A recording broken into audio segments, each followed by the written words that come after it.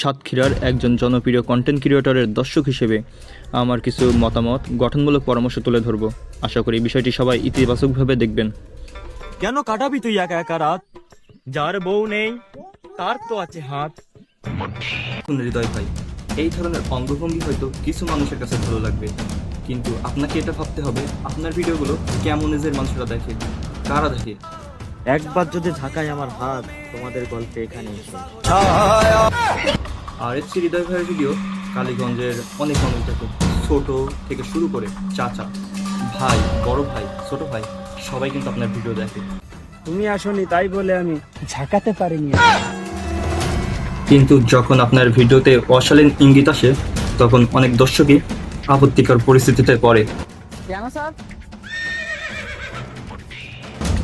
হৃদয় ভাই যদি এই বিষয়গুলোর প্রতি একটু বেশি মনোযোগ দেয় তাহলে আমার মনে হয় তার ভিডিওগুলো মানুষ আরও বেশি দেখবে, সকল বয়সের মানুষ দেখতে পারবে এবং সম্মানের সাথে দেখতে পারবে। এবং আমরা চাই সাতক্ষীরার একজন জনপ্রিয় কন্টেন্ট ক্রিয়েটর হিসেবে আপনি আরও ভালো, পরিচ্ছন্ন এবং বিনোদন উপভোগ করবেন। মানুষকে হাসানো খুব বড় একটি শিল্প, কিন্তু তার চেয়ে বড় বিষয় হলো মানুষের সম্মান বজায় রেখে হাসানো। আজকের দিনে ভাইরাল হওয়া কঠিন নয়, কিন্তু মানুষের হৃদয়ে জায়গা করে নেওয়া অনেক কঠিন।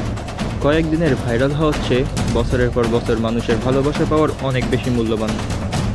এমন কন্টেন্ট তৈরি করুন যা ছোটরা দেখে শিখতে পারে, বড়রা দেখে স্বস্তি পায় আর সমাজ থেকে গর্ব অনুভব করে।